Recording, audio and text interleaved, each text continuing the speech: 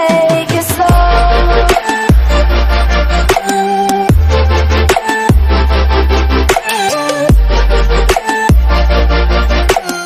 Selamat pagi anak-anak kelas 2 yang hebat-hebat. Bagaimana kabarnya hari ini? Semoga masih tetap sehat ya, masih dalam keadaan semangat. Kita akan belajar. Mengawali pembelajaran ini kita mulai masuk ke tema 2 ya. Tema 2 yaitu subtema 1. Anak-anak siapkan buku dan alat tulisnya, buku LKS, buku cetak. Oke? Kita masuk ke tema 2 yaitu bermain di lingkunganku. Subtema 1, bermain di sekitar rumah. Nah, ini ada Sasa, ini namanya Lisa, ini namanya Joni dan Fanny. Nah, ini namanya Joni dan Fanny.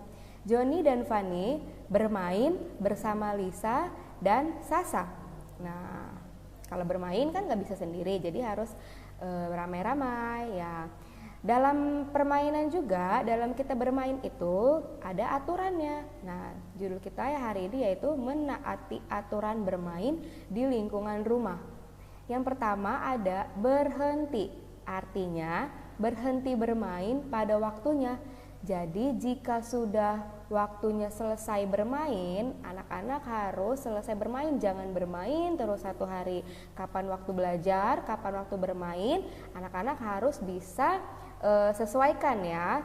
Yang kedua, benar, artinya menggunakan mainan dengan benar.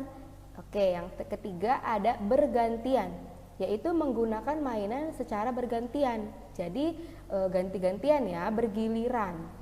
Yang keempat, izin. Nah, jangan lupa setiap mau bermain ke rumah teman atau bermain di lapangan, anak-anak harus izin dulu kepada mama atau papa. Minta pamit atau izin, "Mah, aku mau bermain dengan Sasa ya," gitu. Oke, supaya nanti orang tua kita tidak mencari kita. Yang kelima ada rukun, artinya tidak berebut mainan, jangan bertengkar, jangan berebutan mainan ya. Tadi bergantian memakai mainannya. Yang keenam, rapi, artinya merapikan mainan jika sudah selesai. Jangan jika sudah selesai mainannya ditinggalkan begitu saja. Oke. Selanjutnya, nah, aturan di lingkungan sekolah. Setelah tadi ada aturan dalam bermain, sekarang bermain di lingkungan sekolah juga mempunyai aturan. Apa aturannya, Miss? Iya, yang pertama, bermain di luar ruangan. Jangan main di kelas ya, karena kelasnya kan untuk belajar. Oke. Yang kedua, bermain hanya ketika jam istirahat. Oke, jadi kalau udah istirahat, bel istirahat berbunyi, baru anak-anak boleh keluar bermain bersama-sama dengan teman-teman ya. Jangan bermain pada saat jam pelajaran. Yang ketiga, menggunakan alat permainan yang aman. Oke. Yang keempat, menggunakan permainan yang ada secara bergantian. Jadi sama kayak tadi di lingkungan rumah harus berganti-gantian. Yang kelima, mengembalikan alat permainan di tempat mainan. Oke, setelah selesai bermain, seperti biasa, disimpan pada tempat semula. Nah, yang keenam, tentu saja pada saat bermain, jangan membuang sampah sembarangan. Nah, ini ada contoh bermain yang benar dengan bermain yang tidak benar. Yang mana yang harus kita contoh? Iya, yang harus kita contoh adalah yang bermain bersama ini dengan akur, dengan rukun, tidak bertengkar ya. Dan ini, tuh lihat mereka gembira, mereka tersenyum ya, mereka tidak berebutan. Jangan seperti ini. Nih anak laki-laki ini dengan anak perempuan ini, mereka berebut mainan atau berebut boneka dan mobil-mobilan. Ini adalah tidak boleh kita contoh ya. Ini tidak bisa kita tiru. Selanjutnya, oke, aturan dalam permainan harus dipatuhi oleh semua anggota. Jika aturan tidak dipatuhi, akan mengakibatkan kecurangan. Nah, jika aturan dipatuhi secara bersama-sama akan terasa damai dan tentram, tidak ada pertengkaran, tidak ada perkelahian, dan tidak ada permusuhan ya. Dan tidak ada curang juga. Jadi harus setiap aturan yang ada harus dipatuhi oleh sesama anggota permainannya ya. Oke, selanjutnya kita ada ini beberapa aturan di sekolah. Nah, sekolah juga punya aturan ya, bukan hanya dalam permainan saja ada aturan, tetapi sekolah kita pun memiliki aturan. Nah, di antaranya yang pertama ada mengikuti upacara di hari Senin. Kita pernah ya upacara di hari Senin ya, pernah. Nah, harus memakai seragam yang rapi dan atribut yang lengkap. Oke, yang ketiga menjaga kebersihan kelas dan lingkungan sekolah, tentunya dengan membuang sampah pada tempatnya ya. Banyak tuh disediain tempat sampah, jadi harus buang sampah di tempat sampah ya. Nah, aturan di sekolah berlaku untuk semua warga sekolah, bukan hanya untuk siswa saja, bukan hanya untuk bu guru, pak guru, tapi untuk semuanya ya. Aturan dibuat untuk menciptakan ketertiban lingkungan sekolah supaya sekolahnya menjadi tertib, disiplin ya. Maka dibuatlah aturan. Yang selanjutnya kita mau belajar mengenal sifat benda. Yang pertama, dilihat dari permukaan dan bentuknya. Ada benda yang halus saat diraba, ada benda yang kasar. Yang halus ini contohnya kapas dan kertas. Pernahkah kamu memegang kapas atau kertas? Ya, kalau pernah pasti rasanya kita saat dipegang atau diraba itu halus. Iya, beda dengan batu atau ban. Ketika dipegang atau diraba terasa kasar ya, beda dengan kapas. Oke, mengenal wujud benda. Jika tadi sifatnya, ini adalah wujudnya. Berdasarkan wujud benda digolongkan menjadi 3 jenis. Ada benda padat, benda cair, dan benda gas. Oke, kita lihat contoh-contohnya ya. Nah, ini adalah contoh benda cair. Nah, namanya cair berarti yaitu contohnya adalah air.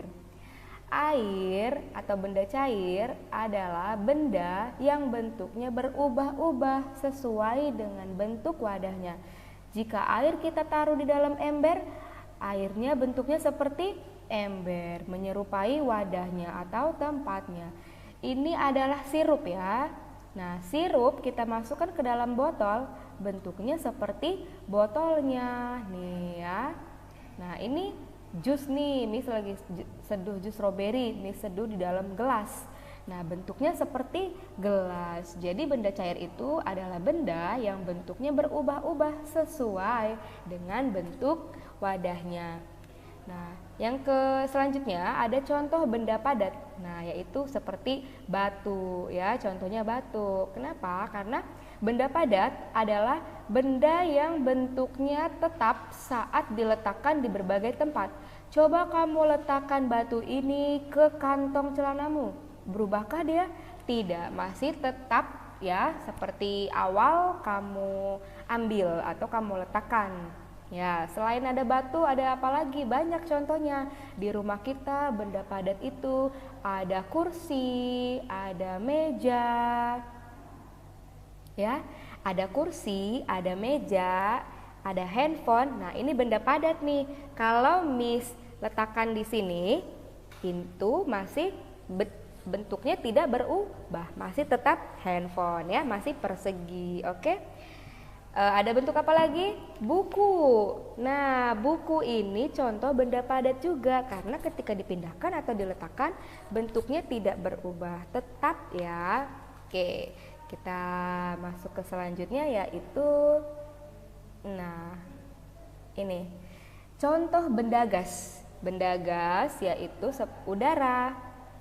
Benda gas adalah benda yang bentuknya berubah-ubah sesuai dengan bentuk wadahnya, sama seperti benda cair tadi ya. Nah, contohnya adalah balon. Saat kita meniup balon, balon akan terisi udara. Udara mengisi seluruh ruangan di dalam balon.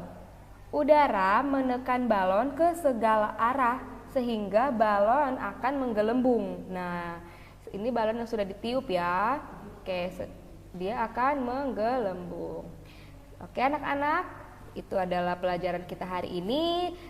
Sudah mengenal atau sudah belajar sifat benda, wujud benda, sudah mengenal dan sudah belajar aturan tadi ya, aturan dalam sekolah, aturan dalam bermain di rumah, bermain di sekolah, semua memiliki aturan. Kita semua harus taat, harus patuh pada aturan. Jangan sekali-kali kita melanggar peraturan tersebut. Karena apa akibatnya? Pasti kita akan kena hukuman. Iya dong, kalau kita membuang sampah sembarangan tidak pada tempatnya, kita akan dihukum. Ya, kalau kita tidak mematuhi aturan, kita akan dihukum. Bangsa dan negara kita ini juga memiliki aturan dan peraturan yang ditetapkan oleh pimpinan kita ya. Jadi kita sebagai warga negara yang baik, sebagai anak sekolah yang rajin yang baik harus menaati peraturan tersebut. Oke. Nah, sekian pembelajaran kita hari ini. Oke, thanks. Terima kasih. Jika kamu memiliki pertanyaan, kamu bisa bertanya sama Miss lewat WhatsApp, Instagram, atau Facebook.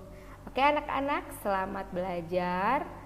Selamat belajar, semangat belajar. Tuhan berkati. Dadah.